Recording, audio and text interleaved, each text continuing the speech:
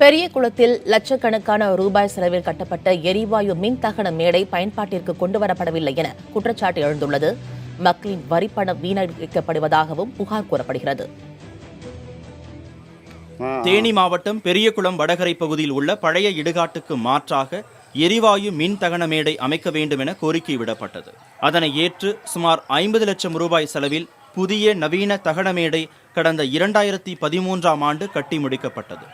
3 ஆண்டுகள் கடந்துவிட்ட பின்பும் அது பயன்பாட்டிற்கு வரவில்லை என்பது பெரியகுளம் மக்களின் புகாராகும்.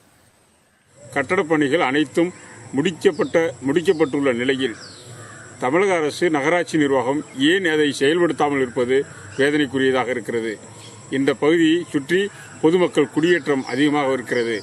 ஆக தற்போது எரிக்கக்கூடிய நடைமுறை என்பது இந்த பகுதி மக்களுக்கு பெரிய இடையூறாகவும் இருக்கிறது.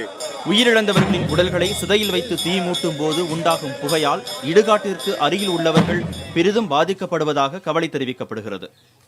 இந்த மின்மயம் கட்டி 3 வருஷத்துக்கு மேலே ஆகுது. அது ஃபங்க்ஷன் பண்ணதுனால எங்கள் மாதிரி ஏழை பிள்ளைகளுக்கு ரொம்ப கஷ்டமாக இருக்குது. அதனால் சீக்கிரம் அரசு திறந்துட்டா எல்லாத்துக்கும் பெரும் உதவியாக இருக்கும். பெரியகுளம் எரிவாயு மின் தகன மேடை பிரச்சினை குறித்து நகராட்சி ஆணையர் மாணிக்கரசியை புதிய தலைமுறை தொடர்பு கொண்டது. அதற்கு மாசு கட்டுப்பாட்டு வாரிய அதிகாரிகள் ஆய்வு நடத்தி தரச்சான்று அளித்தவுடன் பயன்பாட்டிற்கு கொண்டுவர நடவடிக்கை எடுக்கப்படும் என அவர் தெரிவித்தார்.